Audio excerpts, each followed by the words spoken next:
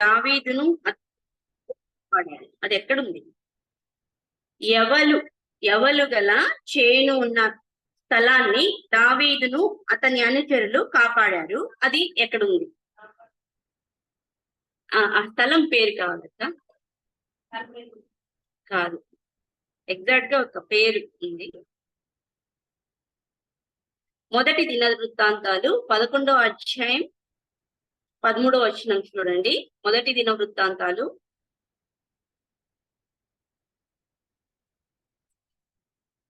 Correct. పస్తమ్మీము అనే ప్రాంతాన్ని దావీదును అతని అనుచరులు కాపాడతారన్నమాట. తర్వాత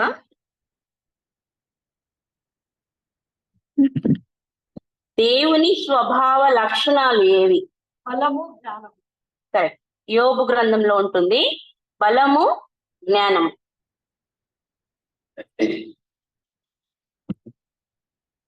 యూదులు ఏమి అడుగుతున్నారు? గ్రీసు దేశస్థులు దేన్ని వెతుకుతున్నారు? ఎవరు? కరెక్ట్. జ్ఞానము గ్రీసు దేశస్థులు. అది మొదటి కొరింథీలో ఉంటుంది. మొదటి కొరింథీ 1:22. నెక్స్ట్ క్వశ్చన్, ద్వీపములు ఎలా ఉన్నాయి? ద్వీపములు ఎలా ఉన్నాయి? యెషయా గ్రంథంలో ఉంటుంది. ద్వీపములు ఎలా ఉన్నాయి? యెషయా గ్రంథం 40వ అధ్యాయం.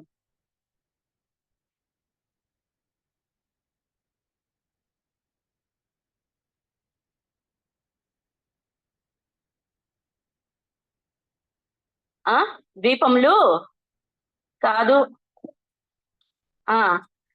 ద్వీపం అది కరెక్ట్. ద్వీపములు గాలికి ఎగురు సూక్ష్మ రేణువుల వలె ఉన్నాయి. 15వ వచనం, 40వ అధ్యాయం యెషయా గ్రంథం 15వ వచనం. ఎవరి సహాయులు దేవునికి లోబడుతురు అని యోబు చెప్తున్నాడు. రాహాబు సహాయులు. ఇది యోబు గ్రంథం 9వ అధ్యాయం 13వ వచనంలో ఉంటుంది. నెక్స్ట్, మాకీరు భార్య పేరు ఏంటి? మాకీరు భార్య పేరు ఏమిటి? మాకీరు భార్య పేరు. మొదటి దిన వృత్తాంతాలు 7వ అధ్యాయం చూడండి. మొదటి దిన వృత్తాంతాలు 7వ అధ్యాయం.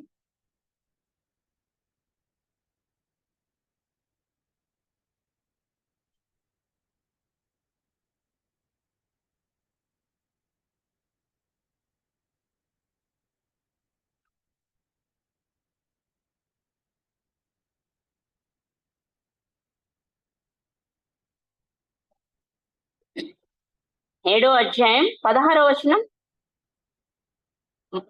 కరెక్ట్. మయక.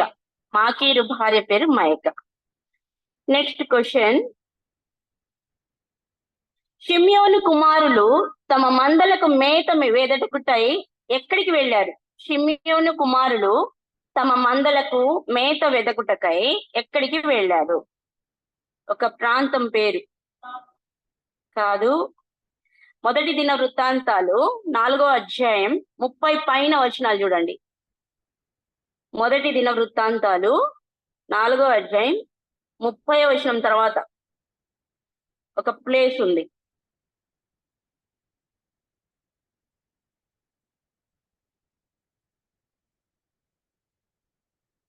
కరెక్ట్. గెదోరునకు తూర్పున ఉన్న పల్లపు ప్రదేశం నకు. మొదటి దిన వృత్తాంతాల గ్రంథం 4వ అధ్యాయం 39వ వచనం. నెక్స్ట్ క్వశ్చన్, గాయకుడైన సమూయేలు మనువడు ఎవరు? హేమాన్. సమూయేలు, యోవేలు, హేమాన్, ఇది వరుస. నెక్స్ట్ క్వశ్చన్, హెర్మోను పర్వతం వరకు వ్యాపించిన ఇశ్రాయేలీ గోత్రం ఏది? హెర్మోను పర్వతం వరకు వ్యాపించిన కాదు కాదు కాదు కాదు, ఇంకా అన్ని గోత్రాలు చెప్పేస్తారు ఇంకా వరుసగా. మొదటి దినవృత్తాంతాల గ్రంథము 5వ అధ్యాయం 20 తర్వాత వచనాలు చూడండి. మొదటి దినవృత్తాంతాల గ్రంథం 5వ అధ్యాయం మనషే. నెక్స్ట్ ఇప్పుడు ఈజీ క్వశ్చన్, ఎవరు చెప్తారో చూద్దాం. మిరియాం తెలుసు కదా, వాళ్ళ తాతగారి పేరు చెప్పండి. తాతగారి పేరు తాహాతు. రెఫరెన్స్ కావాలంటే మొదటి దినవృత్తాంతాల గ్రంథం 6వ అధ్యాయం 2వ వచనం. నెక్స్ట్ క్వశ్చన్,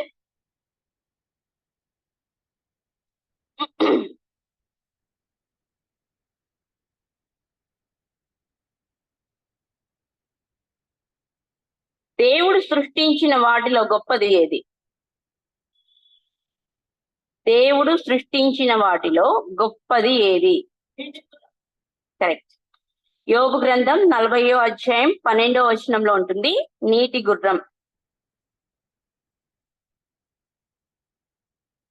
దేవుడు దేనిని తెలివి లేని దానిగా చేశాడు? నిప్పుకోడిని దేవుడు తెలివి లేని దానిగా చేశాడు. నెక్స్ట్ క్వశ్చన్, ఇంకా లాస్ట్ క్వశ్చన్.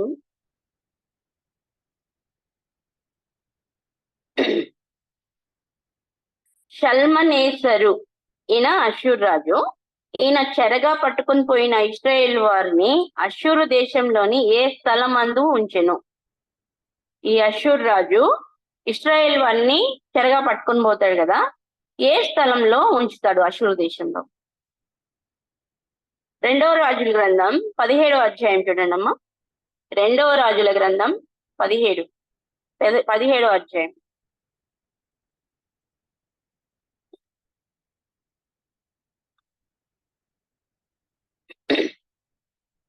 ఎక్కడ? కాదమ్మా, ఇది ఇక్కడ అష్షూర్ దేశంలో. ఇశ్రాయేల్ వారిని చెరగా తీసుకెళ్తాడు అష్షూర్ దేశంలోకి. ఆ దేశంలో ఏ స్థలం నందు ఉంచాడు? కరెక్ట్.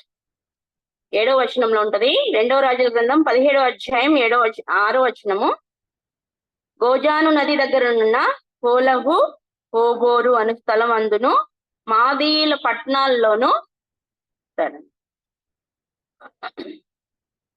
దేవుడు తన పరిశుద్ధ వాక్యం దీవించుగాక. సరే, ఈరోజు వాక్య ధ్యానం నిమిత్తం నాకు యాక్చువల్లీ ఆంటీ మధ్యాహ్నం 2 గంటలప్పుడు చెప్పారు. సో షార్ట్ ఆఫ్ టైం, కానీ దేవుడు ఇచ్చిన ఆపర్చునిటీ అనుకునే నేను I thought I should go ahead. అయితే నేను జనరల్ గా వాక్యాలు చెప్తూ ఉంటాను. సో ఏం చెప్తే నాకు వినే వాళ్ళకి మేలుకరం ప్రభువా అని దేవుని సన్నిధిలో ఆయనతో ప్రార్థనలోనే ఉన్నాను, చూసుకుంటూనే ఉన్నాను అనమాట. మనసులో ప్రార్థన జరుగుతా ఉంది, కానీ ఇక్కడ వాక్యాలు ఏవి అని నాకున్న మైండ్ లో జరుగుతా ఉంది ప్రార్థన. కింద ఏమో బైబిల్లో చూసుకుంటున్నాను ఏది చెప్తే మేలు అని. దేవుడు నాకు బయలుపరిచిన దాన్ని బట్టి దేవుని స్తుతిస్తున్నా. చాలా మంది ప్రార్థనా పరుల జీవితాలని మనం బైబిల్ గ్రంథంలో చూస్తూ వస్తాం. అయితే ప్రార్థన ఎంత శక్తివంతమైంది అనేది ఫస్ట్ గ్రంథం నుంచి లాస్ట్ గ్రంథం వరకు మనం చూస్తే అది నిజంగా అద్భుతమైన ఒక వరం అన్నమాట, గిఫ్ట్ అన్నమాట దేవుడు మనకిచ్చింది. కానీ మన బలహీనత ఏంటి అంటే దాని శక్తిని మనం ఆశ్రయించని వారంగా ఉంటున్నాం. అది ఎందుకు అంటే అది డిపెండ్స్ ఆన్ ద పర్సన్. అది వాళ్ళ బలహీనతలను బట్టి, వాళ్ళ ఆ సమస్యలు కావచ్చు, ఆ లోకాశలు కావచ్చు, శరీరానికి సంబంధించిన బలహీనతలు కావచ్చు, అపవాది వేసే బాణాలను బట్టి కావచ్చు, ఆ శక్తిని చాలా మంది ఆశ్రయించిన వారుగా ఈ రోజు కూడా ఉంటున్నారు. మరి వాళ్ళకి తెలియదా ప్రార్థన గురించి అంటే? విశ్వాసులే ఆశ్రయించరంట, ఇంకా బయట వాళ్ళ గురించి మనం ఏం మాట్లాడుకుంటాం కదండి. సో ఈ ప్రార్థన గురించి నేను ఈ రోజు కొంచెం మీతో కొన్ని థాట్స్, నాకు దేవుడిచ్చిన థాట్స్ మీతో పంచుకోవాలని ఆశపడుతున్నాను. Before going to word of God ఒక చిన్న ప్రార్థన చేసుకొని ప్రభు పాదాల దగ్గర అడుగుదాము. ఆయన మనకు జ్ఞానం ఇచ్చి నడిపించును గాక.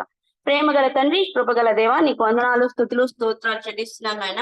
ఈ సాయంకాల సమయంలో ప్రభువా, ఇదిగోనైనా నీ పాద సన్నిధికి ఆశతో చేరి వచ్చిన్నాను దేవా. మాతో మాట్లాడండి. మీ ఆత్మ చేత మమ్మల్ని సంధించండి నాయన. మాకు కావాల్సిన ఆత్మీయ పాఠాలని ప్రభువా, ఈ లోకంలో ఏ రకంగా జీవించాలి, ఈ లోకంలో ఏ రకంగా నడవాలి అయ్యా ప్రభువా, ఏ రకంగా ఉంటే నీకు ఇష్టము నైనా అయ్యా, ఏ రకంగా ఉంటే మాకు క్షేమము ప్రభువా, ఆ నడిపింపును మాకు దయచేయమని ప్రార్థిస్తున్నాను. ఇదిగో నాయన, నన్ను నువ్వు నిలబెట్టుకున్నందుకు నీకు స్తోత్రాలు, కృతజ్ఞతలు చెల్లిస్తున్నాను ప్రభువా. కొద్దిపాటి అస్వస్థతగా ఉంది, అయినప్పటికీ నాయన నీవిచ్చిన ప్రభువా తండ్రి ధైర్యాన్ని బట్టి, నీవిచ్చిన కృపను బట్టి నిలబడ్డాను ప్రభువా. నన్ను పూర్తిగా మీ సిలువ చాటు మరుగు చేయండి. మీ ఆత్మ చేత ప్రభువా సంధించండి నాయన. తద్వారా ప్రభువా మాకు కావలసిన క్షేమకరమైన మాటల్ని, దిద్దుబాటు హెచ్చరికని, దేవుని ఆశీర్వాదాన్ని దయచేయమని, సమస్త ఘనత మహిమ ప్రభావాలు మీకే చెల్లిస్తూ చేరవచ్చిన ప్రతి బిడ్డని మీరు ఆశీర్వదించమని, ప్రతి బిడ్డతో మీరు మాట్లాడమని మా ప్రభువు ప్రియరక్షకుడైన యేసుక్రీస్తు వారి శ్రేష్టమైన నామంలో ప్రార్థన అడిగి వేడుకుంటున్నాను తండ్రి, ఆమేన్.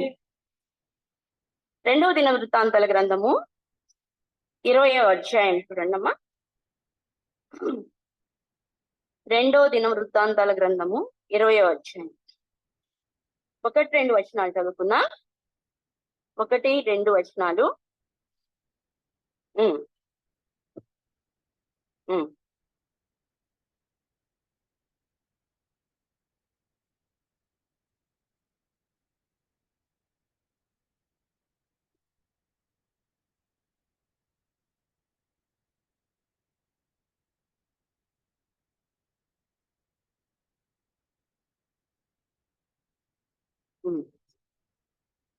చాలమ్మా, చాలు, థ్యాంక్ యూ.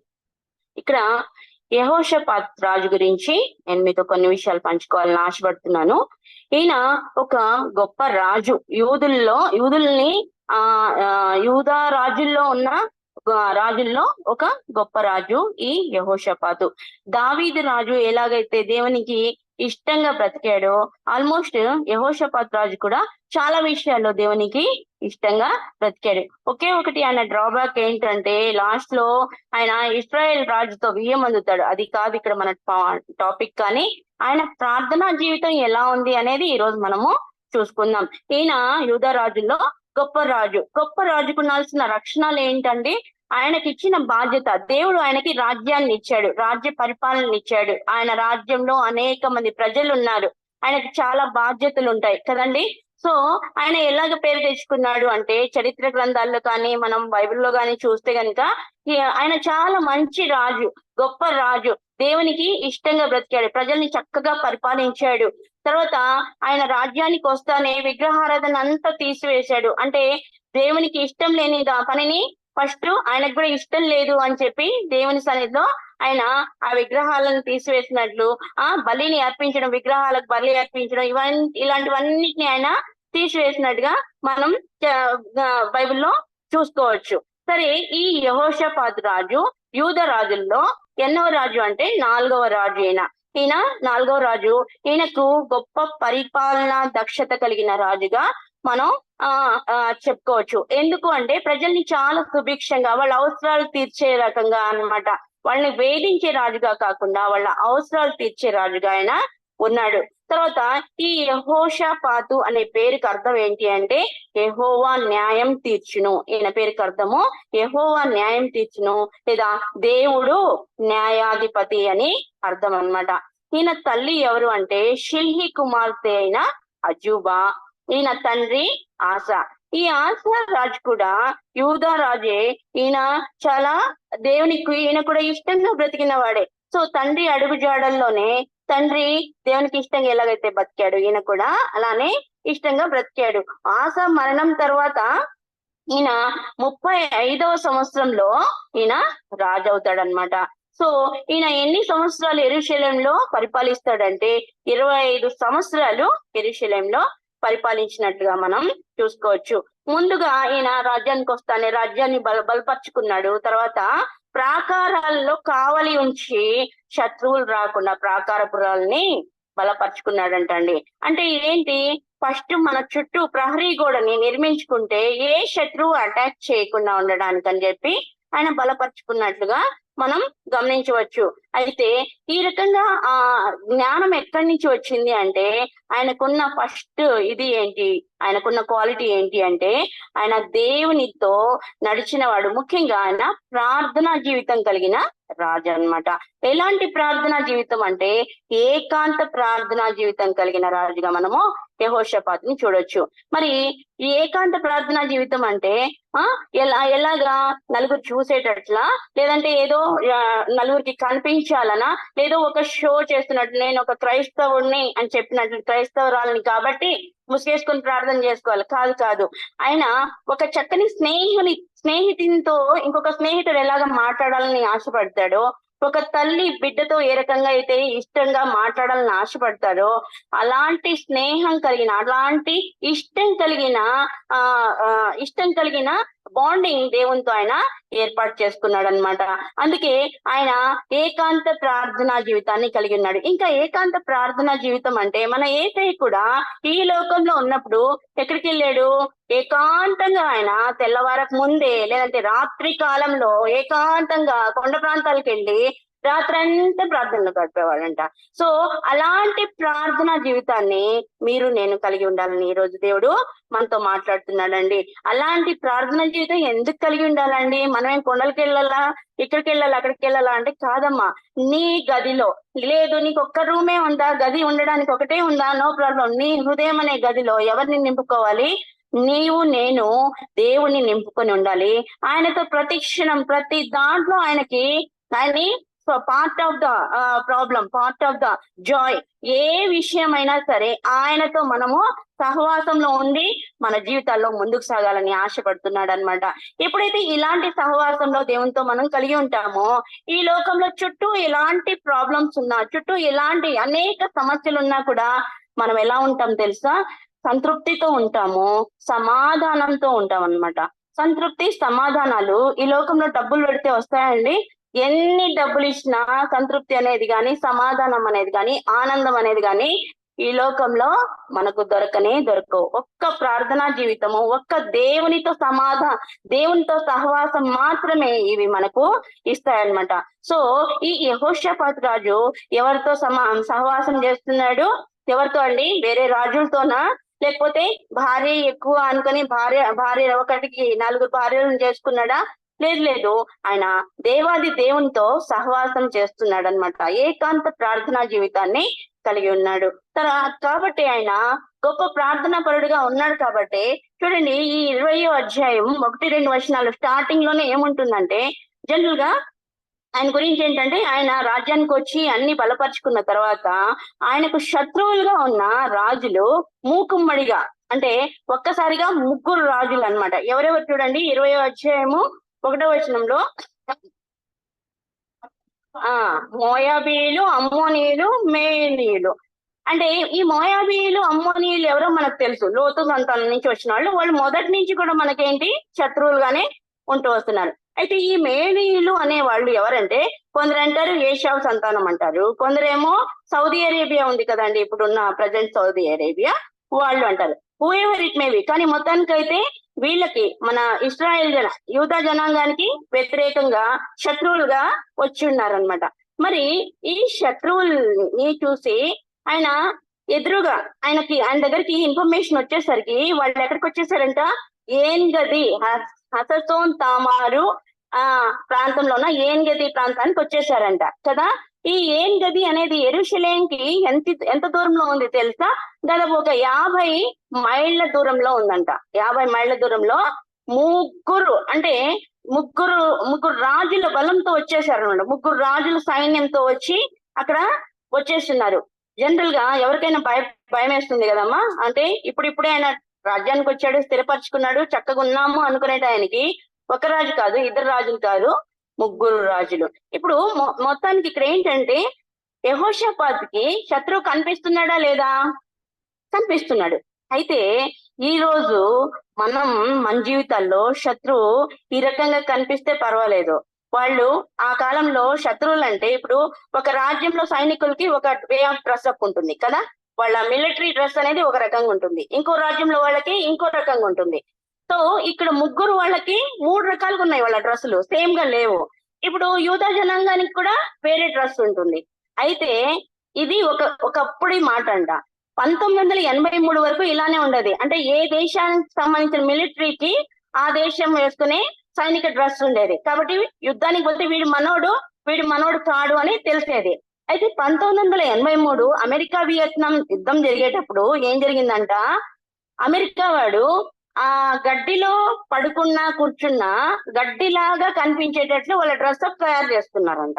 సో ఇది చూసి వియత్నాం వాడు కూడా ఏం చేశాడు, ఓకే కలిసిపోతారా గడ్డిలో, మన వాళ్ళకి కూడా అదే డ్రెస్ వేసేద్దామని చెప్పి ఈయన కూడా అదే డ్రెస్ వేసాడు. సో అప్పుడు ఏమైంది, తెలుస్తుందా వీడు మనవాడు వీడు శత్రువు అని తెలియదు. సో 1983 నుంచి ఇలా అందరూ ఒకటే డ్రెస్ లో ఉండడం వల్ల ఇప్పుడు ప్రాబ్లం కదా, మనవాడే కదా అని తెలుసుకోవడం కష్టం కదా. సో అలానే ఈ రోజుల్లో కూడా అపవాది ఎక్కడున్నాడండి, బయట ఉన్నాడా? కాదు. అపవాది నేను సైతాన్ని, నేను నిన్ను చంపేస్తాను, నీ ఆత్మవరాలన్నీ దొంగలిస్తాను అంటాడా? లేదమ్మా. అపవాది మనలాంటి వేషం వేసుకొని ఉంటాడు. ఎలాగొస్తాడంట, వెలుగు దూత వేషం వేసుకొని మన చుట్టూనే ఉంటాడంట వాడు. కాబట్టి అపవాది ఆ వేషంలో వస్తే మనం గుర్తించగలమా? ఇక్కడైతే యెహోషాపాతు రాజు గుర్తించాడు, తన వ్యతిరేకుల్ని, తన శత్రువుల్ని ఆయన గుర్తించాడు. కానీ మన శత్రువుల్ని మనం గుర్తించాలంటే ఏ రకంగా ఉండాలి అంటే ప్రార్థనలో నిలకడగా ఉండాలి, ప్రార్థనా జీవితం కలిగి ఉండాలండి. ప్రార్థనా జీవితం కలిగి ఉంటేనే ఎవరు నీ శత్రువు, ఎవరు నీ మిత్రుడు, ఎవరు దేవుని సంబంధి, ఎవరు దేవుని సంబంధి కాదు, నువ్వు ఏ స్థితిలో ఉన్నావు అనేది నీకు తెలుస్తుంది. ఎప్పుడైతే నువ్వు ఈ రోజు ప్రార్థన చేసుకున్నా 4 రోజుల తర్వాత ప్రార్థన చేసుకుంటాను అంటే నీ జీవితం అక్కడికి దిగజారిపోయినట్లే. బిడ్డ జాగ్రత్త, ఏ క్షణంలో అయినా అంత్యకాలం, ఇది అంత్యకాలం. ఏ క్షణంలో అయినా రాకడ సమయం ఆసన్నమైతుంది. ఏ క్షణంలో అయినా దేవుడు వస్తే మనము ఆయన తీర్పుకు నిలబడే వారంగా ఉండాలి. ఆయనను చూస్తే దేవా వచ్చేసావా, నీకోసం ఎదురు చూస్తున్నాను, నా జీవితం అంతా నీకోసం వెయిట్ చేస్తున్నాను అనే ధైర్యం ఉందా మనలో? ఉందా? అలా కట్టుబడి ఉన్నామా? అయితే దేవునికి స్తోత్రం. ఒకవేళ లేకపోతే పరీక్షించుకుందాం, ఈ రోజు ఈ క్షణం నుంచి మార్చుకుందాం, దేవుని కోసం నిలబడదాం. ఎవరు అపవాది అనేది చూసి అది మన దగ్గరికి రాకముందే మనం దేవుని చేతుల్లో ఉంటే అది మన నుంచి అపవాదిని ఎదిరించిన వాడు ఏమంట పారిపోతాడు. దేంతో ఎదిరించాలి? వాక్యం ద్వారా ఎదిరించే వారంగా మనం ఉండాలి. సో ఇక్కడ యెహోషాపాతు మీదకి 3 రాజులు వచ్చారు. అయితే వీరు ముగ్గురు ఎలా వచ్చారు? ఇంతకుముందు వీళ్ళు ఎవరైనా ఫ్రెండ్సా? వీళ్ళు మోయానీయులు, తర్వాత అమ్మోనీయులు, మోయాబీలు ఇంతకుముందు ఫ్రెండ్సా అంటే కాదండి. ముగ్గురికి ఒకరంటే ఒకరికి పడదంట. కానీ ఇప్పుడు ఏమైంది, ముగ్గురు కలిసి వచ్చారు. ఈ విషయం వింటుంటే మీకు ఏదైనా గుర్తొచ్చిందమ్మా? కొత్త నిబంధనలో హేరోదు పిలాతుకి ఇద్దరికి పడదు కదా, అది ఎక్కడ రాస్తుంది? లూకా సువార్త 23వ అధ్యాయం 12వ వచనం చూడండి ఒకసారి. లూకా సువార్త 23వ అధ్యాయం 12వ వచనం.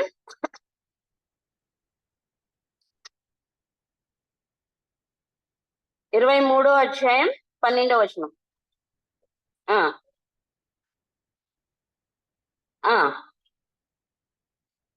కదా, అంతకుముందు ఎలా ఉన్నారంట? హేరోదు పిలాతు శత్రువులుగా ఉన్నారంట. కానీ ఆ రోజు అంటే హేరోదు, పిలాతు, పరిసయ్యులు, సద్దూకయ్యులు ఎంతమంది ఉన్నారు చూడండి ఎగైనెస్ట్ గా యేసయ్యకి. ఆయన దేవాది దేవుడు అని తెలుసుకోవడానికి వాళ్ళ కళ్ళు పొరలతో నేను కమ్ముకొని ఉన్నాయి. అంటే సత్యానికి విరోధంగా ఈ లోకం ఎప్పుడు ముందుందన్నమాట.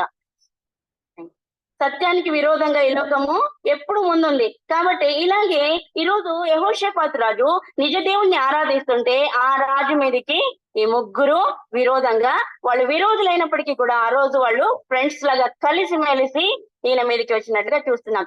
మనం కూడా ఆత్మీయంగా బలంగా ఉన్నప్పుడు ఏం జరుగుతుందంటే మన జీవితంలో కూడా పోరాటాలు ఒకదాని తర్వాత ఒకటి రావండి, ఒకేసారి అన్ని వస్తాయి. గమనించుకోండి, ఒక్క దాని తర్వాత ఒకటి వస్తే ఇట్స్ ఓకే, ఏదో జలుబు దగ్గు కాబట్టి హెల్త్ విషయం కాబట్టి ఓకే. కానీ కుటుంబంలో, సంఘంలో, హెల్త్ గా, ఫినాన్షియల్ గా, బంధువులలో అన్ని చోట్ల నుంచి ఒకేసారి వచ్చిందా? మీరేం చెప్పాలి? అన్లెస్ మీరు దేవునిలో ఉండి ఈ రకమైన పోరాటాలు వస్తున్నాయంటే మీరు దేవుని స్తుతించేవారుగా ఉండాలని దేవుడు ఆశపడుతున్నాడు. ఎందుకు అంటే ఎప్పుడైతే మనం ఆత్మీయ జీవితంలో ఎక్కువగా బలంగా ఉంటామో అపవాది ఏదో రకంగా అన్ని రకాలుగా ఫోర్స్ఫుల్ గా పడేయాలని చెప్పే పోరాటాలు అధికంగా, అది ఒకేసారి మూకుమ్మడిగా అలో చేస్తాడనమాట.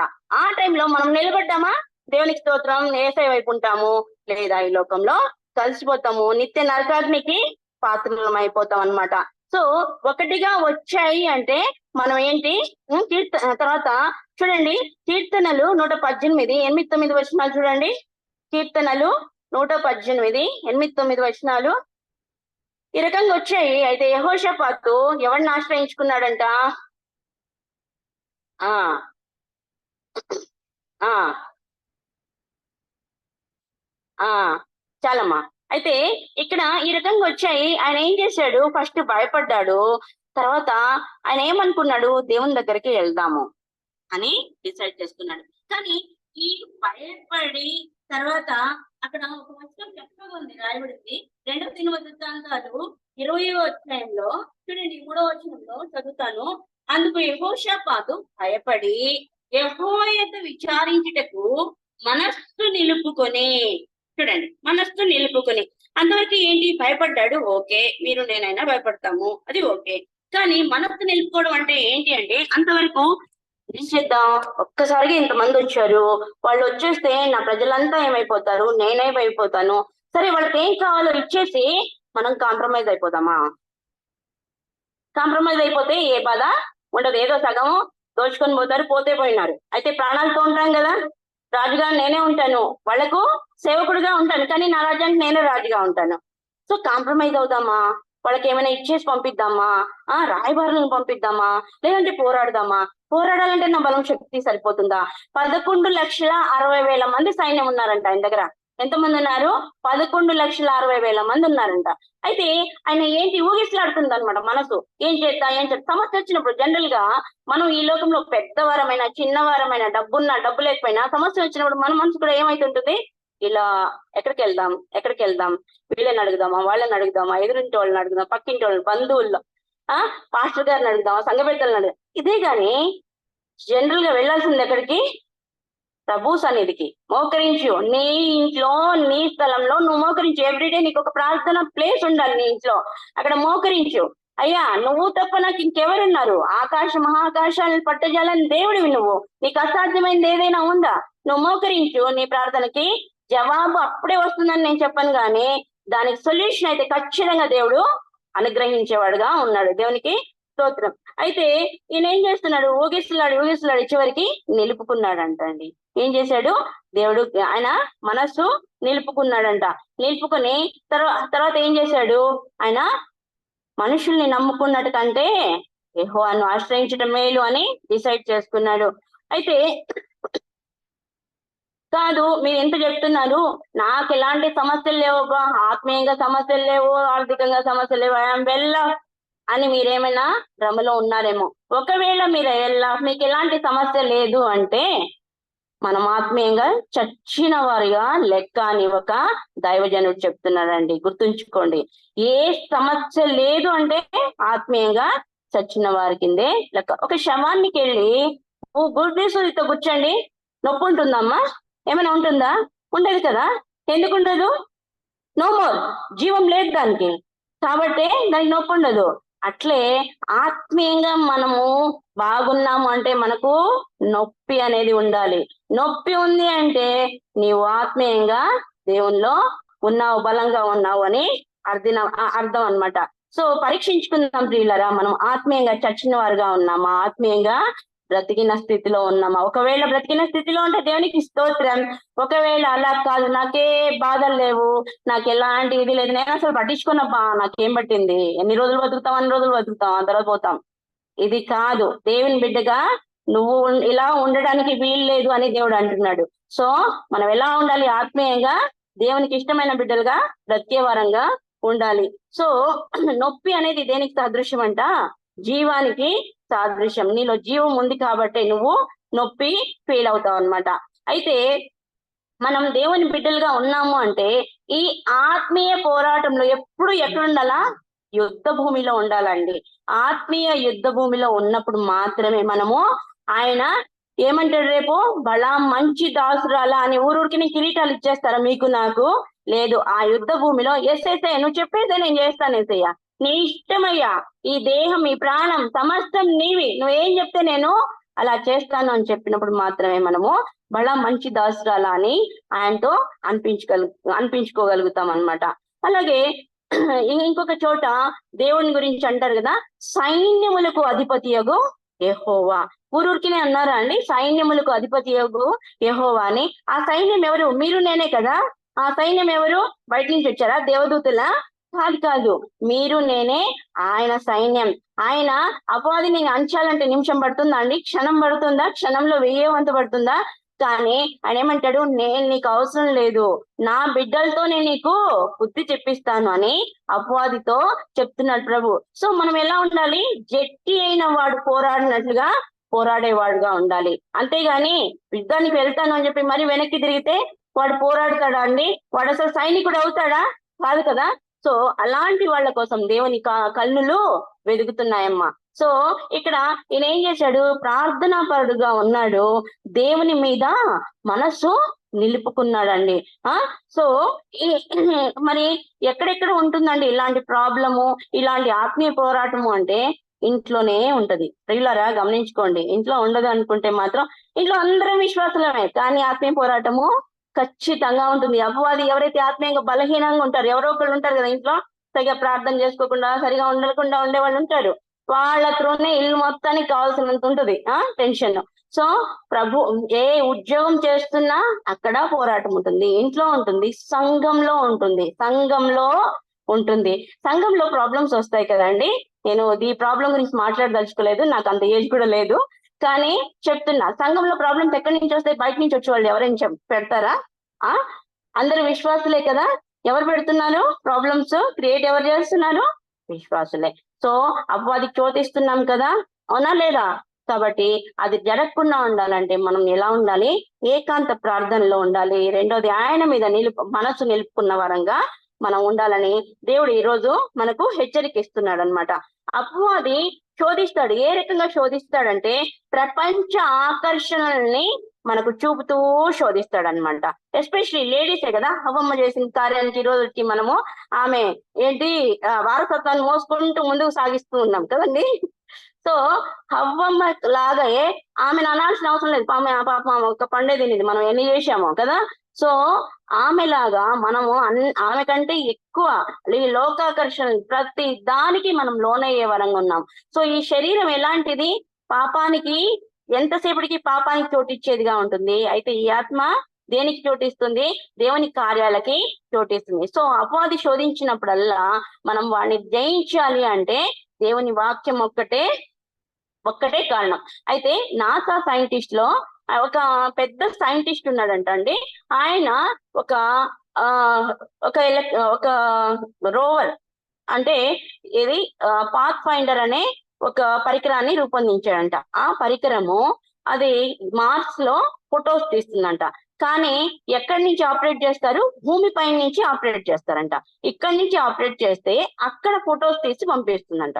సో ఆయన ఆఫీస్ లో కూర్చొని చూస్తూ ఉంటే వెనకాల నుంచి వాళ్ళ ఫ్రెండ్స్ వచ్చి క్లాప్స్ కొడుతూ, నువ్వు చాలా గ్రేట్, ఎక్కడో మార్స్ అంటే అంగారక గ్రహంపై ఉన్న ఫొటోస్ ని నువ్వు ఇక్కడ నీ ఆఫీస్ లో కూర్చొని తీయగలుగుతున్నావు అంటే నువ్వు చాలా గ్రేట్ అంటే, ఆయన వెనక్కి తిరిగి ఒక మాట అన్నాడంట, ఎవ్వరు గ్రేట్ కాదు, ఒక్కరే గ్రేట్. ఎవరైతే తన హృదయాన్ని స్వాధీనంలో ఉంచుకుంటారో, ఎవరైతే బయట ఉన్న వాటిని అన్నిటి కంట్రోల్ చేయొచ్చు, లోపల ఉన్న దాన్ని ఎవరైతే కంట్రోల్ చేస్తారో వాళ్ళు మాత్రమే గ్రేట్ అన్నారంట.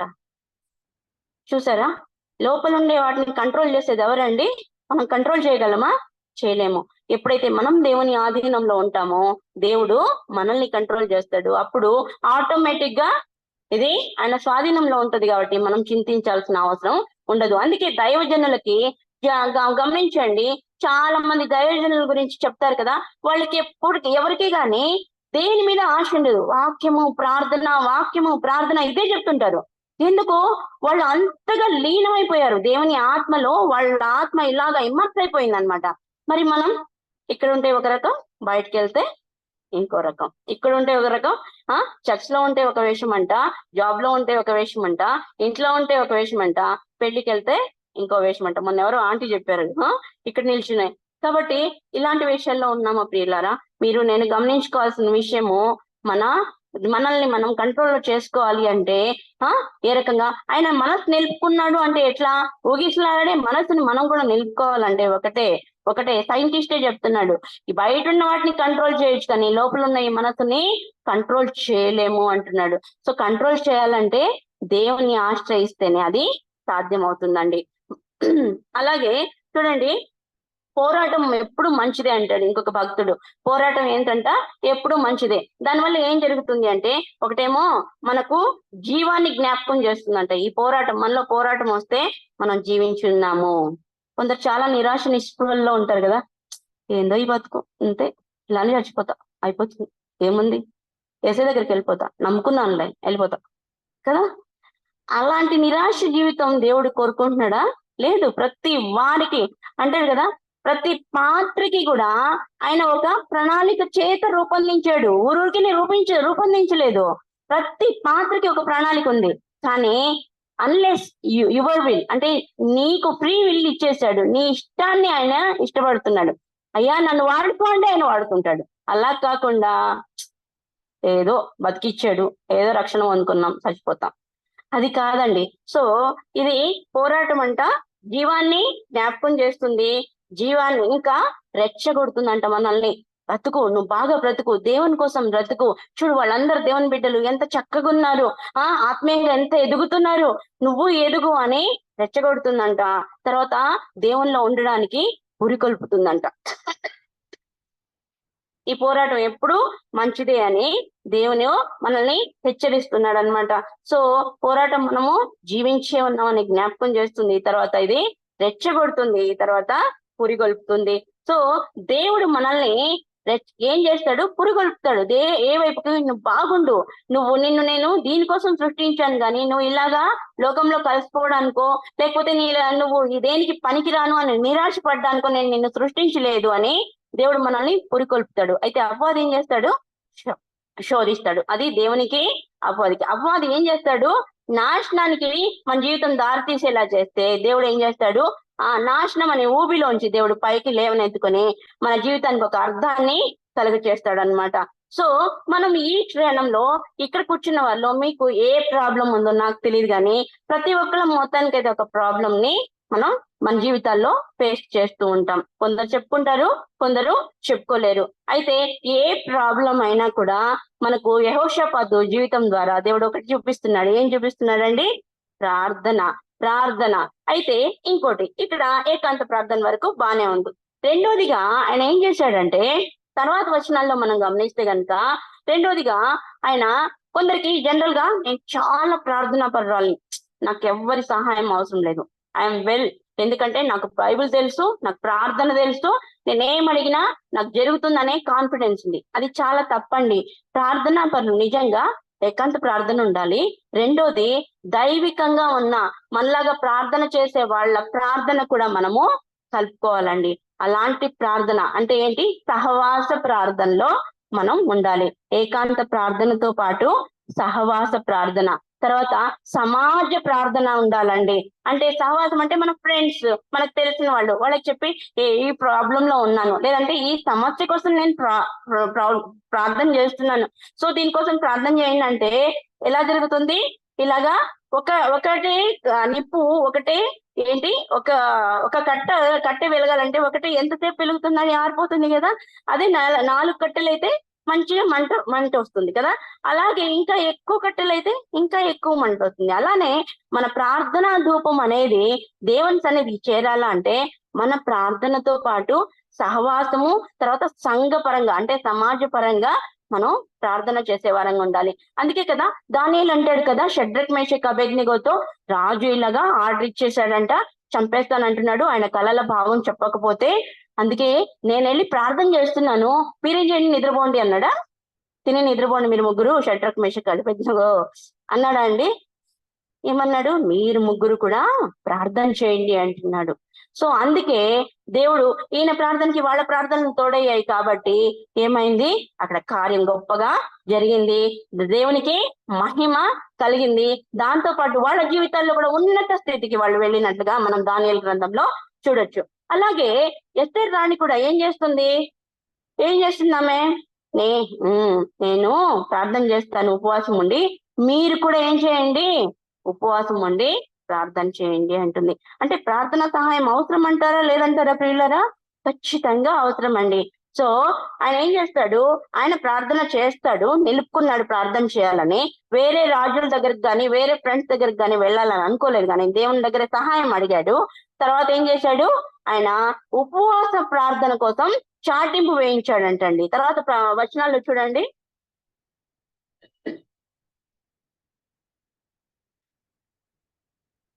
2 దినవృత్తాంతాల గ్రంథము 20వ అధ్యాయం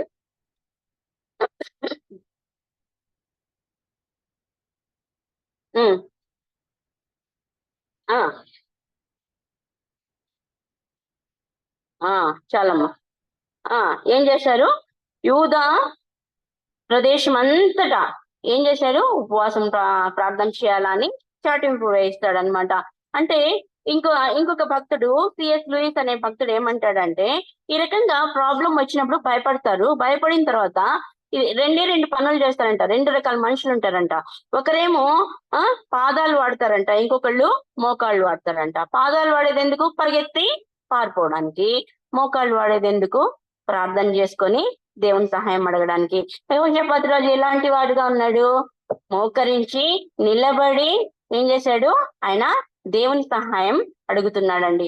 సో దానివల్ల ఏంటి, పరీక్షను ఎదుర్కోవాలి, పాపం నుంచి పారిపోవాలి, శోధనని ఎదుర్కొనేవాడుగా ఆయన ఉన్నాడు. రాజు భయపడి యెహోవా వద్ద విచారణ చేయటకు మనసును నిలుపుకొని, అంటే ముగ్గురు రాజులతో ఆయన లొంగిపోలేదు, రాజీ పడలేదు, సంధి చేసుకోలేదు, కానీ ఆయన ఏం చేశాడు, దేవుని యొద్ద సహాయం అడిగి జయ జీవితం పొందుకోవాలి, యుద్ధమే చేయాలి, యుద్ధం యెహోవాదే, జయము యెహోవాదే ఆయన అని దేవుని సన్నిధిలో నిలబడాలని అందరూ నాతో పాటు మీరు కూడా దేవుని సన్నిధిలో నిలబడండి, ఉపవాసం ఉండండి అంటున్నాడు. అయితే ఇక్కడ ఒక ప్రశ్న ఏంటంటే, మీకు నాకు ఇలాగ సమస్య వచ్చినప్పుడు మనం ఏం చేస్తున్నాం, లోకంతో రాజీ పడిపోతున్నామా? లోకంతో రాజీ పడిపోతున్నామా? సమస్య వచ్చింది కదా, ఎక్కడ లేబ్బా ఇంటి ఆడ పోరాడేది కావట్లేదు అని ఓకే కాంప్రమైజ్ అయిపోతున్నామా అండి? సినిమా చూడొద్దు అని అనుకుంటాము, మరి చూసే వారంగా ఉన్నామా?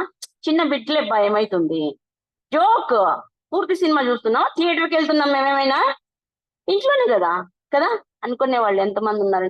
అమ్మ నేను ఇక్కడ విమర్శించడానికి రాలేదు, కానీ ఆత్మీయ జీవితంలో మనం ప్రతి చిన్న అపవాది ఏం చేస్తుంటాడు, ప్రతి చిన్న బిట్ కూడా వదలకుండా శోధిస్తూ ఉంటాడు. చిన్నదే సులభంగా చిక్కులు పెట్టే పాపాలు అంటే చాలా చిన్నవి కదా. ఎలాగా, చిన్న అబద్ధం, ఏమైతుంది, ఇది అబద్ధమా, ఎవరినైనా చంపేస్తున్నామా, వ్యభిచారం చేశామా, ఇలాంటివి అనుకుంటాం కదా. కానీ అపవాది చిన్నగానే సంతృప్తి చేసుకుంటాడండి, దాంతో పూర్తిగా గుంటలోకి పోయేంత వరకు కూడా వాడు వదిలిపెట్టాడు. ప్రియులారా జాగ్రత్త, లోకంతో రాజీ పడుతున్నామా, లోకాన్ని జయించి దేవుని కోసం నిలబడే సైన్యంలో మనం ఉంటున్నామా, మనం పరీక్షించుకుందాం. అంటారు కదా సీరియల్ చూడకూడదు. ఇక్కడ ఒక దైవజనుని ఒకడు అన్నాడంట, అన్నా సీరియల్ చూడొద్దు, మరి మందు తాగకూడదు, ఇలాంటివి ఎక్కడైనా ఉన్నాయా అన్నా అని క్వశ్చన్ అడిగాడంట. ఎవరో గొప్ప ఆయన, ఒక యవనస్తుడు అడిగాడంట ఒక పెద్ద ఆయన్ని, దైవజనుని అడిగితే ఆయన ఆలోచించి, అవునా బాబు బైబిల్లో ఎక్కడ రాస్తుందన్నా చూపించండి, రెఫరెన్స్ చూపించండి అన్నాడంట. ఆయన ఒకటే అన్నాడంట అండి, మరి పళ్ళు తోడుకోవాలి అని ఎక్కడైనా రాసిందా బైబిల్లో అని అడిగాడంట. చూపించి నాకు ఆ రెఫరెన్స్ చూపిస్తే నీకు ఈ రెఫరెన్సెస్ చూపిస్తాను అన్నాడు. ఎవ్రీడే పళ్ళు తోముకోవాలని ఎక్కడైనా రాసిందా అన్నాడు. కరెక్టే కదండి. ఇలాంటి అవివేక ప్రశ్నలు అడుగుతున్నామంటే మనం ఆల్రెడీ సగం రాజీ పడిపోతేనే కదా ఇలాంటి క్వశ్చన్స్ వస్తాయి, అవునా కదా. ఏదైతే మనకు హాని అది పట్టుకుంటే చేయగలుగుతుంది అని తెలిసి కూడా ఏమైతుంది, ఎక్కడ బైబిల్లో రెఫరెన్స్ ఎక్కడ ఉంది పట్టుకుంటే కాలుతుంది అని అడిగారు అంటే, ఆ రకంగా పెద్దల్ని ఎదిరించి మాట్లాడుతున్నాము, లేదంటే దైవజనులను ఎదిరించి మాట్లాడుతున్నాము అంటే ఆల్రెడీ మనం ఎవరిలో ఉన్నాము, లోకంలో ఉన్నాం, అపవాది చేతుల్లో ఆల్రెడీ వాడబడుతున్నాము. పైనుంచి ఛాలెంజ్ చేస్తున్నాం, ఎవరి తరఫున, అపవాది తరఫున, మనకు తెలియకుండానే మనము వాడబడుతున్నాం అన్నమాట. కాబట్టి ప్రియులారా గమనించుకుందాం, మనం ఎవరి తరఫున ఉన్నాం, దేవుని తరఫున ఉన్నామా, అపవాది తరఫున ఉన్నామా ఏంటి కొన్ని సంఘాల్లో జస్ట్ చెల్లి చెల్లి చెల్లి అని పిలుస్తారంట ఫ్రెండ్స్, అక్కడ పిల్లల్ని, మగ పిల్లలు ఆడపిల్లలు యవనస్తులు. ఆ చెల్లి కాస్త కొంతకాలానికి చెల్లి కాస్త చెల్లి అవుతుంది. మన సంఘాల్లోనే ఎక్కడ బయట కాదండి, మన సంఘాల్లోనే. సో జాగ్రత్త పిల్లలారా, ఆకర్షణలు అనేది అపవాది ఇక్కడే దూరి ఇక్కడే మనకే పెట్టడానికి రెడీగా ఉన్నాడు, చేస్తున్నాడు కూడా కార్యాలు. కాబట్టి మనం ఎంత జాగ్రత్తగా ఉండాలండి. ప్రతి మాట ప్రతి తలంపు కూడా అన్నాడు కదా యేసు ప్రభు. ఏమన్నాడు? ఓ కాలంలో వ్యభిచారం చేస్తేనే పాపము, కానీ ఇప్పుడు కళ్ళతో చూసి ఆలోచన చేస్తే కూడా అది పాపం అంటున్నాడు. సో అంత భయంకరమైన కాలంలో ఉన్నాం మనం. కాబట్టి మనం ఎంత జాగ్రత్తగా ఉంటే పరలోకానికి వెళ్తాం, ఎంత కొంచెం అజాగ్రత్తగా ఉన్నా మన ఆత్మీయ జీవితాన్ని కోల్పోయే వారంగా ఉంటాం అన్నమాట. సో ఈ రకంగా ఈయన ప్రార్థన సహాయం తీసుకున్నాడు. యెహోషాపాతు ప్రార్థన చేశాడు, ఏకాంతంగా ప్రార్థన సహాయం తీసుకున్నాడు. తర్వాత ఏం చేశాడు చూడండి. అయితే 13వ వచనం చూడండి అమ్మా. దినవృత్తాంతాలు, 2వ దినవృత్తాంతాలు.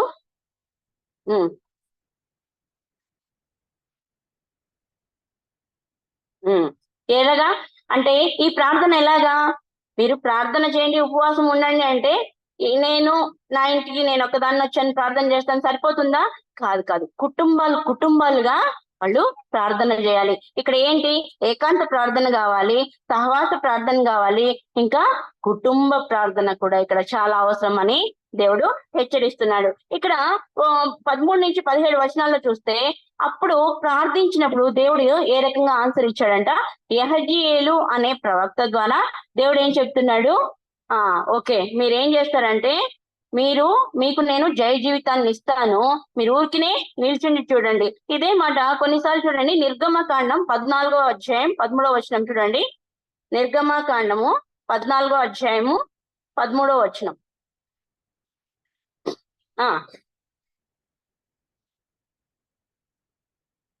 చాలమ్మా. మోషేకి దేవుడు ఏమంటున్నాడు? మీరు భయపడొద్దు, నేనున్నాను కదా, నేను చేస్తాను. ఎర్ర సముద్రాన్ని దాటిచ్చింది ఎవరు? మీకు మిమ్మల్ని ఎర్ర సముద్రాన్ని ఎవరు దాటించారు? నేనే కదా. అలానే ఇక్కడ యుద్ధం కూడా నేను చేస్తాను, మీరు ఊరికే బీ స్టిల్, మీరు జస్ట్ నిల్చోండి చూడండి, కార్యం జరుగుతుంది. ఇక్కడ కూడా దేవుడు యెహోషాపాతుతో ఆయన ప్రవక్తను పంపించి ఏమంటున్నాడు? ఆయన నువ్వు జస్ట్ పంక్తులు చీర్చి యుద్ధం దగ్గర నిలబడు, నేను నీ కోసము కార్యం చేస్తున్నాను అంటున్నాడు. సో ఇక్కడ తర్వాత 18వ వచనం చదవండి అమ్మా.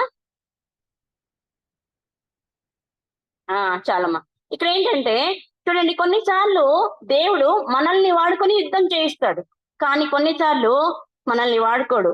జస్ట్ మీరు నిలబడి చూస్తూ ఉండండి, నేను మీ పక్షాన కార్యం చేస్తాను అనడానికి.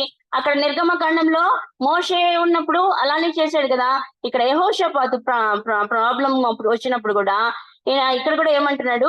నువ్వేం యుద్ధం చేయాల్సిన అవసరం లేదు, నువ్వు జస్ట్ పంక్తులు తీర్చు, నేను నీ కోసము. అంటే కొన్నిసార్లు ఆయన కలుగు చేసుకుంటాడు, కొన్నిసార్లు ఆయనే రంగంలోకి దిగుతాడు. మన దేవుడు అంత గొప్పవాడు, అంత శక్తిశాలి, అంత కరుణామయుడు అని ఈ వాక్యం ద్వారా మనం నమ్మొచ్చు. అయితే నెక్స్ట్ ఆయన ఏం చేశాడు?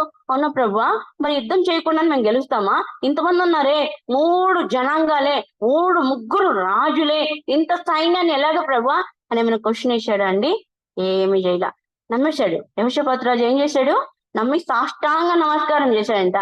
రాజే సాష్టాంగ నమస్కారం చేస్తే ఇంకా లేవీలు ఉంటారు కదా, ఏం చేస్తాడు? వాళ్ళు స్తుతిస్తున్నారంటండి దేవుణ్ణి ఏం చేస్తున్నారు? స్తుతిస్తున్నారంట. ఆయనకి స్తుతి చెల్లిస్తే దేవుడు ఇంకా ఎలాగ చెప్పండి? మన దేవుడు ఎంత గొప్పవాడు. ఆయనకి మనం స్తుతిస్తే ఆయనకు అంత ఇష్టం, అంత ఆయన బిడ్డలు ఆయన స్తుతిస్తే ఆయనకి ఎలాంటి భీకర కార్యాలైనా ఆయన చేసే గొప్ప దేవుడు. అందుకే ఆయన అక్కడ చూడండి, వాళ్ళు ఏ బాధతో వచ్చారు? కన్నీళ్లతో, ఎంతో బాధతో, చిన్న పిల్లలు, భార్య, భర్తలు అందరూ వచ్చి అక్కడ ఏం జరుగుతుందో యుద్ధం అనుకుంటూ భయపడుతూ వచ్చారు. అయితే తీవ్ర సంక్షోభాన్ని ఎదుర్కోవడానికి ఏర్పాటు చేసిన సమావేశం కాస్త ఏ రకంగా అయిందంట? స్తుతిస్తూ ఆరాధిస్తూ వాళ్ళు సంతోషంగా ఉన్న సమావేశంగా అది మారిపోయింది. ఎవరి వల్ల? ఆ దేవదేవుని వల్ల. మన జీవితాల్లో కూడా అంతే ప్రియులారా. ఎన్నో తుఫాన్లు ఉంటాయి, ఎన్నో భయంకర సన్నివేశాలు వస్తా ఉంటాయి, పోతా ఉంటాయి. జీవించిన జీవితం చివరి గడియ వరకు కూడా వస్తుంటాయి. కానీ మనం దేవుణ్ణి ఆనుకుంటే, అంటాను కదా దేవుడు, ఎవరైతే నన్ను ఆనుకుంటారో వాళ్ళని నేనేం చేస్తాను, పూర్ణ శాంతి గలవారినిగా నేను చేస్తాను అంటున్నాడు కదండి. ఎంత గొప్ప దేవుడు అండి. ఏ తల్లైనా ఇలాగా చెప్పగలదా మనతో? ఏ తండ్రి అయినా, ఏ భర్త, ఏ పిల్లలు ఎవరైనా చెప్పగలరా మనతో? ఎవ్వరు చెప్పలేరండి. No one can give guarantee కదా. కానీ మన దేవుడు ఎంత ప్రేమమయుడు, ఆయనకి మనం అంటే ఎంత ఇష్టం కదండి. అసలు ఆ ఊహనే నిజంగా మీతో నేను పంచుకుంటున్నాను, కానీ నాకు నిజంగా ఎంత హ్యాపీగా ఉందంటే, ఇంత గొప్ప దేవుణ్ణి మనం కలిగి ఉన్నామా, మీరు నేను ఇంత గొప్ప దేవుణ్ణి కలిగి ఉన్నామంటే నిజంగా ఎంత ధన్యులం అండి. ఇంతకంటే మనకి ఏం కావాలండి ఈ లోకంలో? ఇంతకంటే ఆస్తి, ఇంతకంటే ఇంకా హోదా గాని, ఇంకంతకంటే ఆనందం ఎక్కడ దొరుకుతుంది మనకు? ఎక్కడ దొరకదు ప్రియులారా. అందుకే వాళ్ళు ఏం చేస్తున్నారు, స్తుతిస్తున్నారంట, ఆరాధిస్తున్నారంట. ఎవరు స్తుతిస్తున్నారు? సామాన్య జనులా అండి? కాదు గాని రాజు, రాజుతో పాటు అక్కడ ఉన్న అధికారులు, లేవీయులు అందరూ అక్కడ స్తుతిస్తున్నారంట, ఆరాధిస్తున్నారంట.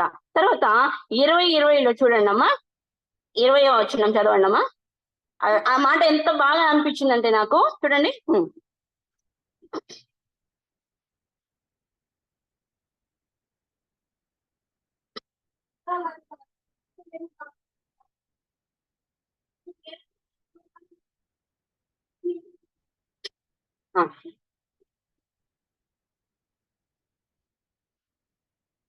ఆ, చాలమ్మా. ఇక్కడ ఏంటంటే పూర్తిగా ఆయన దేవుని నమ్మాడండి. ఎవరు? యెహోషాపాతు రాజు పూర్తిగా దేవుణ్ణి నమ్మాడు. కీర్తన 4వ కీర్తన 5వ వచనం చూడండి అమ్మా. 4వ కీర్తన 5వ వచనం.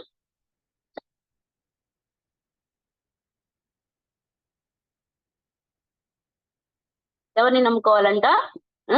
యెహోవాని నమ్ముకో. ఇంకా 115వ కీర్తన 9వ వచనం.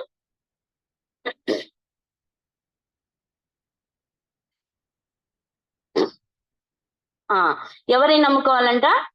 మన బలాన్న, మన శక్తిన, మన ఆస్తిన, మన డబ్బున, మన హోదాన? ఎవరిని నమ్ముకోవాలా? దేవుడు. ఇక్కడ రాజు, రాజు అంటే సామాన్యుడా? ఎంత గొప్ప రాజు. ఎవరిని నమ్ముకోమని చెప్తున్నాడు? దేవుణ్ణి నమ్ముకోమంటున్నాడు. సో ఇక్కడ రాజు దేవుణ్ణి పూర్తిగా నమ్మాడు. అయితే ఇప్పుడు వీళ్ళ సమస్య ఏంటంటే, ఎలాగ వెళ్ళాలి? ఏన్గది దాకా సైన్యం వచ్చిందని తెలుసు, శత్రు సైన్యము. ఏన్గది వైపు బయలుదేరి ఎలా వెళ్ళాలి అంటే, వీళ్ళు ఒక ప్లాన్ వేసుకుంటున్నారు. ఏంటి? ఆ ఏన్గది వరకు వెళ్ళేటంత వరకు ఏ పాట పాడుకుంటూ, ఏ రాగంలో దేవుని స్తుతిస్తూ వెళ్ళాలి అని వీళ్ళు ప్లాన్ ప్రకారం వెళ్తున్నారంట. ఎంత గొప్ప ధన్యత కదా. యుద్ధానికి వెళ్ళేటప్పుడు ఎలా వెళ్తారండి? ఈ రకంగా ఎవరైనా వెళ్ళగలరా? వెళ్ళగలరా యుద్ధానికి వెళ్ళేటప్పుడు? ఆయన వాళ్ళు ఏడుస్తూ ఉంటే వాళ్ళ లోపల ఎంత దుఃఖం ఉంటుందో, ఈ రకంగా రకరకాల భావాలతో కలగలిసి వెళ్తాం లోక సంబంధంగా అయితే.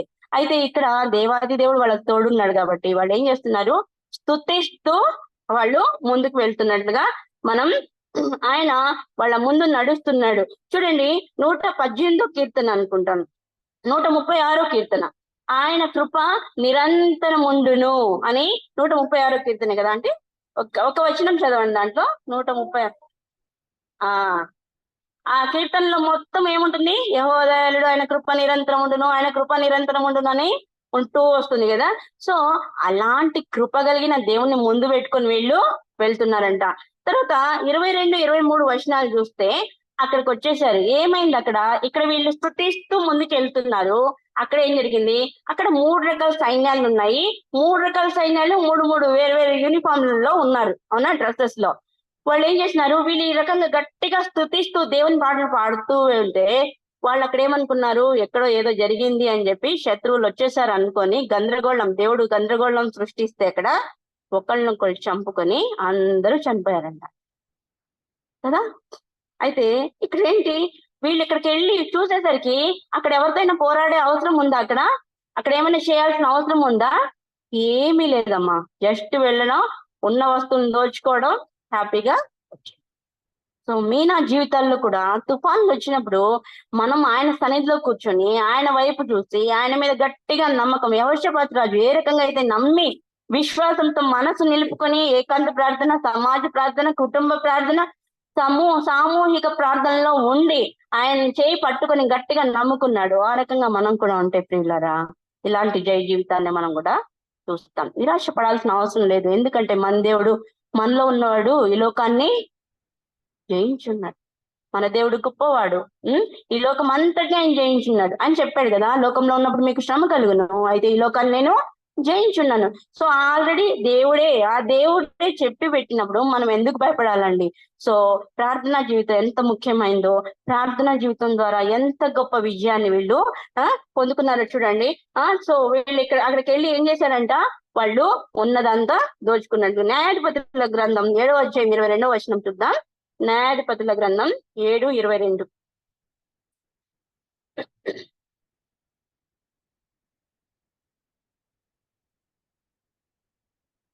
7వ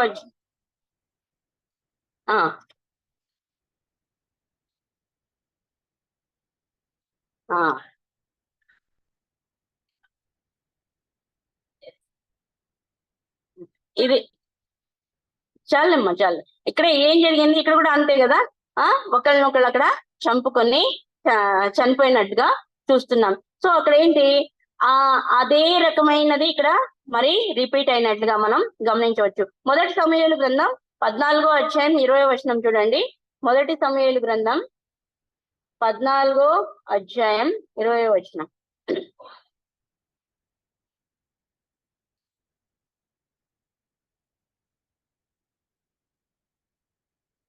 ఫిలిష్తీయులు కలవరపడి ఒకరినొకరు హతం చేస్తున్నారు. ఇక్కడ కూడా ఏంటి? దేవుని కార్యం ఇలాగా అక్కడ కూడా జరిగింది. న్యాయాధిపతి గ్రంథంలో జరిగింది, సమూయేలులో మొదటి గ్రంథంలో కూడా జరిగింది. ఇప్పుడు యెహోషాపాతు రాజుల గ్రంథంలో కూడా, ద్వితీయోపదేశ కాండం రెండవ దిన వృత్తాంతాల గ్రంథంలో కూడా మనం అదే కార్యం, అంటే దేవుడు తన ప్రజలకు ఏ రకంగా ఏ కాలాల్లో తోడుగా ఉన్నాడో మనం చూసుకుంటూ వచ్చాం. సో మన జీవితాల్లో కూడా ఇలాగే ఎలాంటి సమస్యలు వచ్చినా, తుఫానులు వచ్చినా కూడా దేవుడు ఆ సమస్యల్ని తీర్చేవాడుగా ఉన్నాడని ధైర్యపరచడానికి దేవుడు ఈరోజు మనతో ఈ విషయాలు మాట్లాడుతున్నాడు. సో నెక్స్ట్ లాస్ట్ గా ఏం చేశారు చూడండి. దిన వృత్తాంతాల గ్రంథము 20వ అధ్యాయము 24 నుంచి 26 వచనాలు చూసుకుంటే, వాళ్ళంతా సైనికులు అక్కడ చనిపోయిన వారందరి దగ్గర ఉన్నవన్నీ దోచుకొని తర్వాత దేవుని స్తుతిస్తూ ఆ ప్రాంతానికి ఒక పేరు పెట్టారంట. బెరాకా లోయ, స్తుతి లోయ అని కానీ, ఆశీర్వాదపు లోయ అని కానీ అక్కడ దాని పేరు పెట్టినట్టుగా చూస్తాం. సో మన జీవితంలో స్తుతి చెల్లిస్తూ ఉంటే దేవుని కార్యాలు ఆటోమేటిక్ గా జరుగుతాయి. ముందు మనము స్తుతించే వారంగా ఉండాలి. సమస్య వచ్చినప్పుడు దేవుని దూషించి చచ్చిపో అన్న యోబు భార్యలాగా ఉన్నామా? లేదు, సమస్య వచ్చినప్పుడు దేవా నీకు స్తోత్రం నాయన, ఈ సమయం కోసమే కదా నేను ఎదురు చూస్తున్నాను, నేను నిలబడతాను ప్రభువా, నువ్వు ఏది అలో చేసినా నాకు నువ్వు కావాలయ్యా, నాకు నువ్వు ఎలా పెట్టినా పర్వాలేదు, నువ్వు ఉంటే చాలు ప్రభువా అనే వారంగా ఉన్నామా? నిన్ను హత్తుకొని జీవిస్తాను ప్రభువా, నీ ఆజ్ఞానుసారంగా జీవిస్తాను ప్రభువా, నీకు ఇష్టమైన దానిగా జీవిస్తాను ప్రభువా, చుట్టూ ఎలాంటి సమస్యలు ఉన్నా పర్వాలేదు, నువ్వు నాతో ఉండయ్యా అనే వారంగా ఉంటున్నామా? ప్రియులారా పరీక్షించుకుందాం. యెహోషాపాతు రాజు గొప్ప రాజు. ఉపవాస ప్రార్థన, తర్వాత ఏకాంత ప్రార్థన, తర్వాత సమూహ ప్రార్థనలు, కుటుంబ ప్రార్థన కలిగిన కుటుంబ ప్రార్థన కలిగిన రాజుగా, తర్వాత దేవునిపై మనసు నిలుపుకున్న రాజుగా, దేవుని నమ్మిన రాజుగా, దేవుని చేత జయ జీవితాన్ని పొందిన రాజు, గొప్ప రాజుగా మనం యెహోషాపాతుని ఈ రోజు చూసుకున్నాం. సో మన జీవితాల్లో కూడా మనం కూడా యెహోషాపాతు వలె దేవునిపై ఆనుకొని ఆయన్ని ఆరాధిస్తూ, ఆయన్ని స్తుతిస్తూ, ఆయన మీద మనస్సు నిలుపుకొని ఆయన రాకడ పర్యంతం నమ్మకమైన వారుగా ఉండలాగున దేవుడు మీకు నాకు కృప దయచేయంగాక. ఒక్క నిమిషం తలవంచుకోండి, ప్రార్థన చేస్తాను. ప్రేమగల తండ్రి, కృపగల దేవ, నీకు వందనాలు, స్తుతులు, స్తోత్రాలు చెల్లిస్తున్నాం నాయన. ఇంతవరకు ప్రభువా యెహోషాపాతు రాజు గురించి మాట్లాడుకోవడానికి మీరు ఇచ్చిన గొప్ప కృపకై మీకు వందనాలు, స్తోత్రాలు చెల్లిస్తున్నాం. అవును ప్రభువా, అనేకులం ప్రభా విశ్వాసులం అయినప్పటికీ నాయన ప్రార్థన యొక్క శక్తిని ఆశ్రయించిన వారంగా మేము ఉంటున్నాం. దయతో క్షమించండి. ఈ రోజు ఈ క్షణం నుంచి ప్రభా మేము ప్రార్థన శక్తిని ఆశ్రయించుకొని అయా తండ్రి ప్రభా, అయా తండ్రి నీవిచ్చిన వాక్యాన్ని ధ్యానిస్తున్నాయన పక్షికి 2 రెక్కల్లాగానైనా, ఒకవైపు ప్రార్థన, ఒకవైపు వాక్య ధ్యానంతో నీ సన్నిధిలో ఎల్లప్పుడూ మెలిగే వారంగానైనా, హృదయంలో నీ వాక్యాన్ని నింపుకున్నైనా నీటిగా నడిచే వారంగా మేము ఉంటున్నట్టుగా సహాయంగా ఇచ్చేయండి. సమస్య వచ్చినప్పుడు నైనా కృంగిపోయే వారంగా కాక, నిరాశ చెందే వారంగా కాక నాయన ప్రభా, నిన్ను దూషించి వెళ్ళిపోయే వారంగా కాక, లోకంలో కలిసిపోయే వారంగా కాక నాయన ప్రభా, అయా నిన్ను స్తుతించి నాయన నిన్ను మహింపరిచి ఆ శ్రమలో నుంచి ప్రభు బయటపడి నాయన నలుగురికి సాక్షిగా నిలబడే జీవితం కలిగిన వారంగా మేము ఉంటున్నట్లుగా మా ఒక్కొక్కరితో మీరు మాట్లాడినందుకు మీకు స్తుతులు స్తోత్రాలు చెల్లిస్తున్నాం. శక్తిని బలాన్ని దయచేసే దేవుడివి నాయన, కరుణామయుడివి నాయన ప్రభా. అవును ప్రభా, కొన్నిసార్లు మీ ద్వారా మీరు యుద్ధం చేస్తే, కొన్నిసార్లు మీరు ఊరికినే నిలచుండి చూడుడి, దేవుడు కనబరచు గొప్ప మహిమను మీరు చూస్తారు అన్నట్టు ప్రభువా. నీ మహిమను చూసే బిడ్డలుగా మేము ఉండున్నట్టుగా సహాయం దయచేయండి. యెహోషాపాతు రాజు గొప్ప రాజుగా నాయన నీ కృప పొందుకున్నాడు నాయన, అట్టి కృప మేము కూడా పొందుకోవడానికి సహాయం దయచేయండి. చేరి వచ్చిన ప్రతి బిడ్డని నాయన, జీవులో ఉన్న వారిని కానీ ప్రభా, ఇక్కడ కూర్చున్న వారిని కానీ ప్రతి బిడ్డని మీరు దీవించండి, ఆశీర్వదించండి. దేవా, మా సంఘాన్ని ఆశీర్వదించండి, సంఘ పెద్దల్ని ఆశీర్వదించండి, సంఘస్థులందరినీ ఆశీర్వదించండి. అంత్యకాలంలో ఉన్నాం స్వామి. దేవా ప్రభా, నీ రాకడ పర్యంత నమ్మకంగా ఉండు భాగ్యం నాకు మాకు దయచేయమని ఇంతవరకు ప్రభా మీరు మాకు తోడై ఉండి నడిపించినందుకు, వాక్య పరిచయం అంతట్లో ప్రభా ఆది అంతా మీరే ఉండినందుకు మీకే కృతజ్ఞతలు స్తుతులు స్తోత్రాలు చెల్లిస్తూ, అయ్యా మీకే మహిమ ఘనత ప్రభావాలు మరొకసారి చెల్లిస్తూ యేసుక్రీస్తు వారి శక్తివంతమైన నామంలో ప్రార్థన అడిగి వేడుకొంచున్నాను తండ్రి. ఆమేన్. ఆమేన్. అందరికీ వందనాలు.